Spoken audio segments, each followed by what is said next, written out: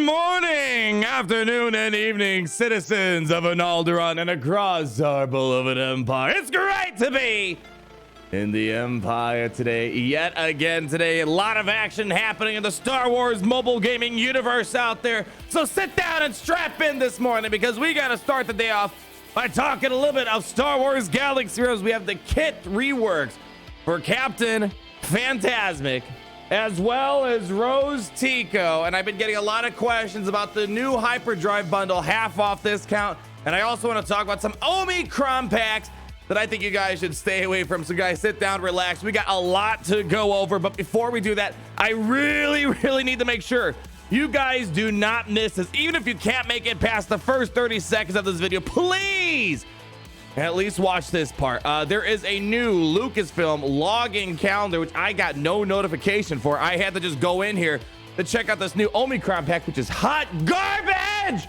This we'll talk about later on in the video here, but please, there's a free login calendar, and it's got some pretty good stuff. It's got some pretty good gear, got some Levelins blueprints, a lot of mod slice materials, a full Carbonti, full Mark 6 droid collar there.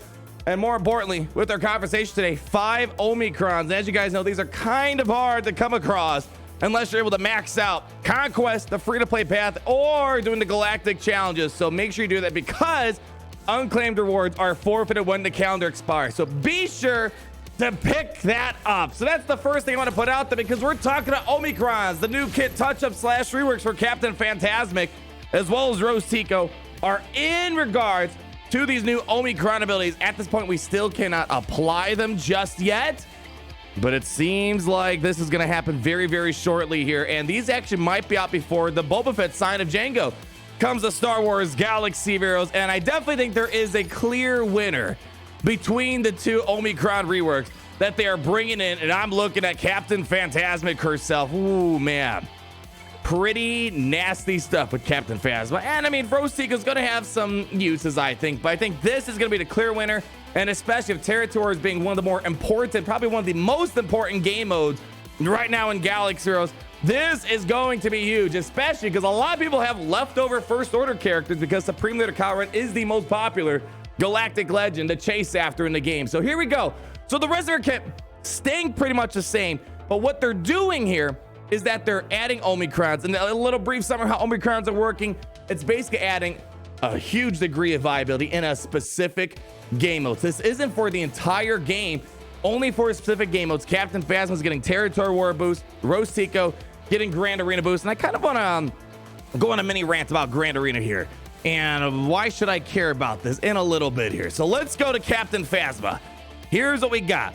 They're boosting the Fire at Will leader ability, and oh baby, it's looking pretty good here. So let's read what we have here. First Order allies have plus 20% potency.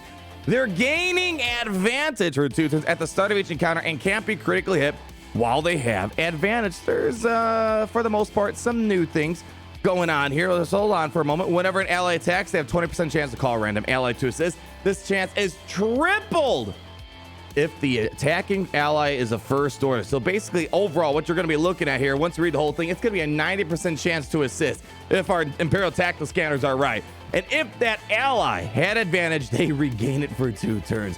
Very similar to kind of like how Hux works on the Supreme Leader Kylo Ren. When he loses advantage, it just pops right back on. That's going to be really darn nasty. So already some new things. They're throwing in her leader. However, here's the big thing right here. While in Territory Wars, and this is where the big boost of viability is, you can't use it in Grand Arena, can't use it in Territories, solely for Territory Wars, you're getting an additional 10% chance to call a random ally to assist. Then Captain Phasma has plus 100 speed. Holy cow. Whenever a First Order ally attacks on a turn, First Order allies recover 5% health and protection. This really reminds you of the Bo-Katan unique ability when Mandalorian's using basics and attacking on a turn. They're recovering some protection, which is nice. Whenever a First Order ally gains advantage, they also gain 10% offense, which stacks for the rest of the battle. And all First Order allies gain 7.5% turn meter. This is looking really good for Territory Wars. Again, First Order, leftover First Order is very common, not just in Territories, but in all, even in Grand Arena. People have the Supreme Leader Kylo Ren leftovers, and you can kind of put together a C grade team maybe. with the first order, but this is pretty darn huge. And again, the most important thing is that you have a 90% chance to get called to if it's a first order, because you already have a 20% chance. And then it's going to triple, but if you add 10 plus 20, what is that? 30%. Triple that. That's 90% chance to keep calling assists in a full first order team, which is pretty much all the time for the most part. And when they're getting advantage, we're getting tons and tons of turn meter. Captain Phasma already grants so much advantage to the team, and plus 100 speed. Well, you're already pretty much modder for his speed set. Throw an additional 100 speed on her. Not a lot of teams are gonna be able to outrun a Phasma with plus 100 speed and maybe getting close to 300 plus speed on her. She could be over 400 speed. She can easily be one of the fastest non-galactic legend characters inside of the game, which is nuts. Tons of health, protection, recovery, and the way this sounds like this kind of almost feels like Imperial Troopers, or Imperial Troopers, once they start rolling, there ain't no stopping them, baby. Kind of the same thing here. Once they start taking a lot of turns and they're constantly regaining advantage, you only have so much time before they're literally going to delete you with that constant offense stacking. And with Phasma's turn meter pushes, Kylo Ren, baby Kylo, he's not needed for Supreme or Kylo Ren, so throw that into the mix. Constant turn meter gains. It's going to turn into an absolute nightmare for territories. My plan right now, when it comes to Omicrons, is I'm pretty much hoarding for Boba Fett Sign of Jango. We can pull it up here in a moment on how many you're going to need for these characters here, but for me, Boba Fett Sign of Jango is kind of what I'm hoarding right now. I haven't spent any money per se to get Omicrons. I've maxed out the free-to-play conquest. I did not get the battle pass that had 2 extra ones. Been doing all right in the galactic challenges for the most part, and I've been doing my cantina refreshes, so I have enough to get some done. But it's definitely a lot of Omicrons that you're gonna need up and running. So here we go. Let's actually take a look here, because Boba Fett, I keep calling Book of Boba. Boba Fett Sign of Jango has a couple of Omicrons here. As you see here, he's got this right here, which requires 20, and that's on his leadership ability. There's 20 right there. It looks like we have another one on dual barrage. That's another 20, so that's 40. None on the basic here. Let's go ahead and scroll down to the bottom. I think that's Fett Legacy, another 20. So we're looking at 60 Omicrons. If you're someone that's not planning on getting Boba Fett Sign of Jango, I'm not sure when the rest are coming. Remember, Qui-Gon Jinn, Sidious, and Hera, a bunch of others are getting them in future updates.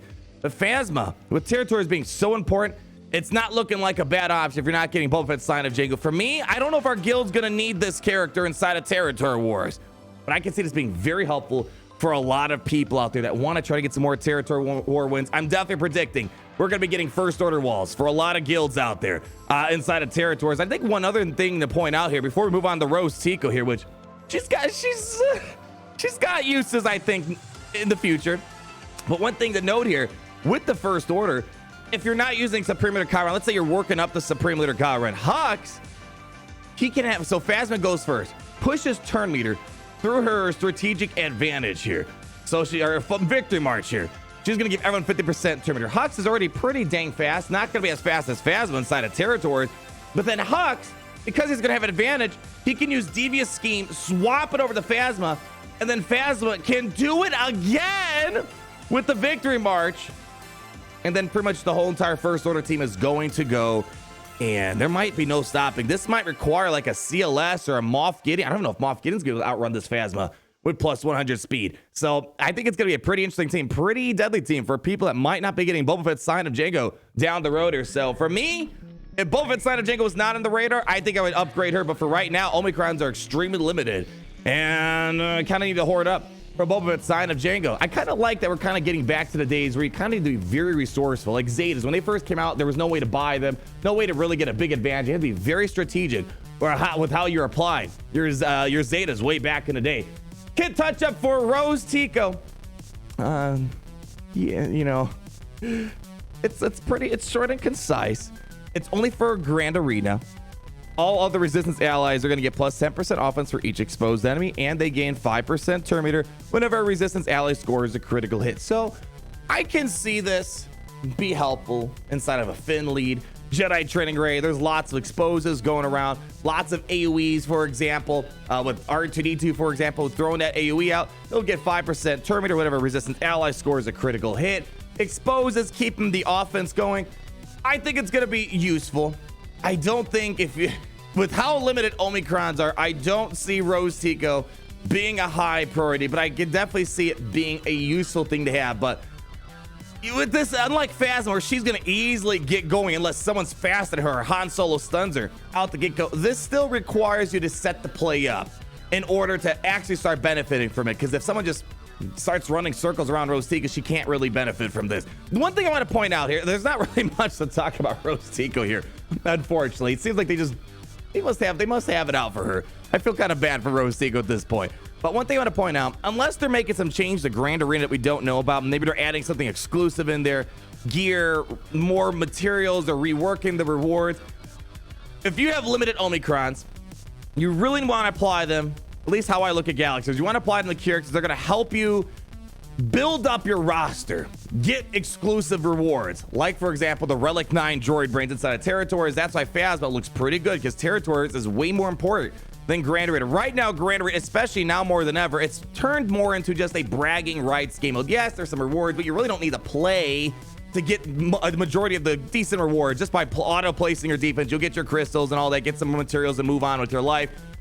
I'm hoping they do something to Grand Arena, because Grand Arena is the most fun game mode for me personally. That's what really keeps me engaged with this game. But it's turning into, it's just fun to stream. It's just fun bragging rights. Oh yeah, I beat some people.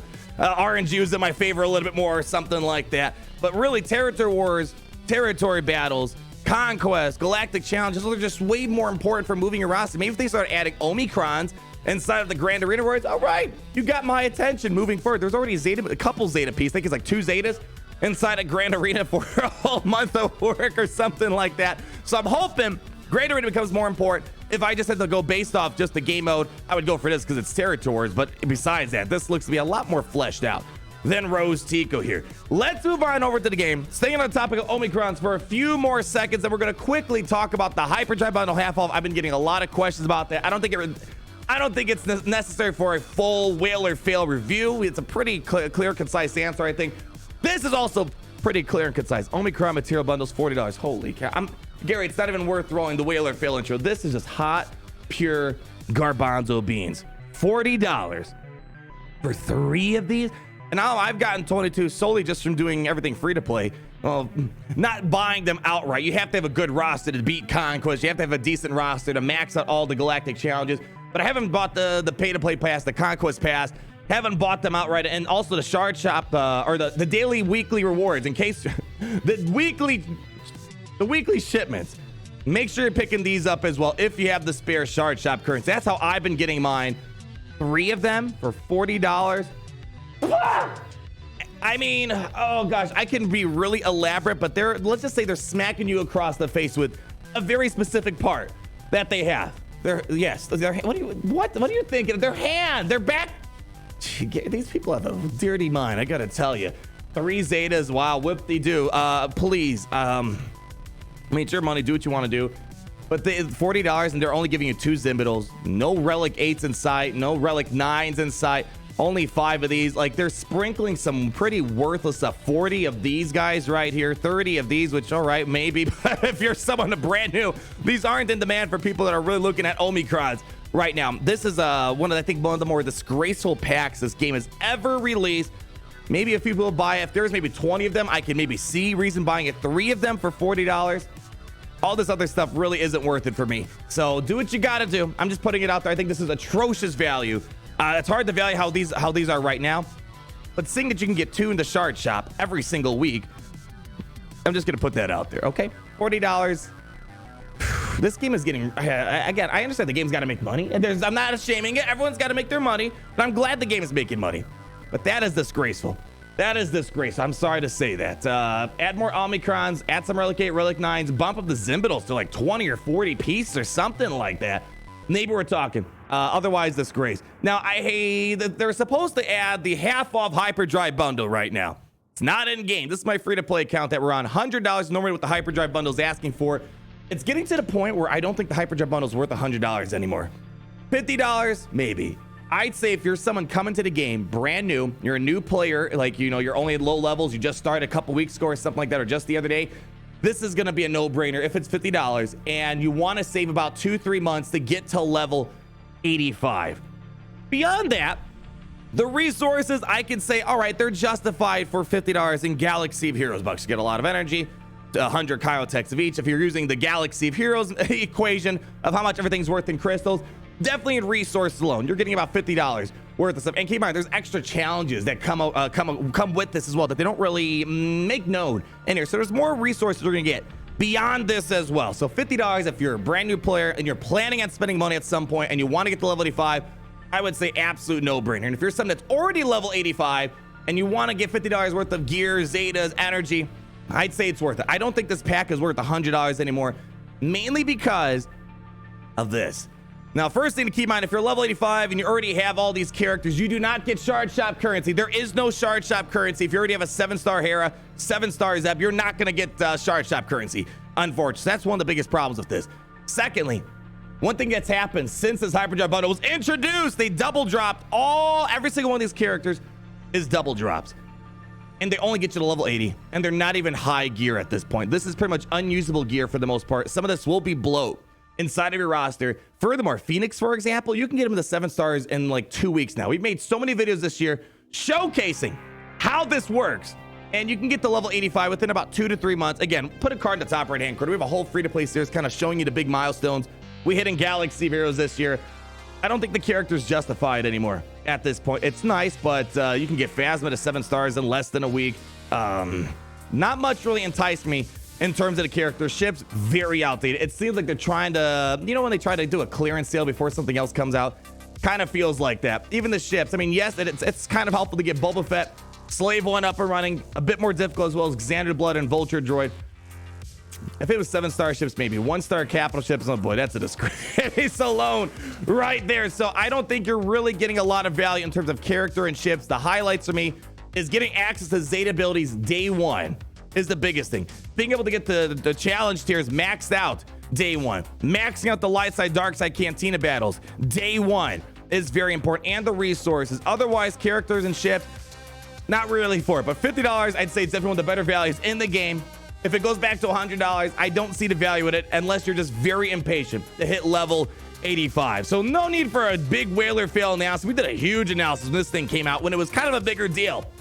Definitely has gotten a little stale, a bit outdated. Glad that they're discounting it, but I hope they might find ways to make it a bit more valuable, because right now I just don't see the value in $100, especially nowadays. So like, comment down below. A lot of stuff in this video today. Thank you guys so much for stopping by. I'm sure we're gonna get more news on Dash Rendar and many of the things, and heck, maybe even some more Star Wars Hunters things right around the corner if you guys enjoyed it. So like, comment down below, and subscribe one more time. And more importantly, always remember, it's great to be in the Empire today.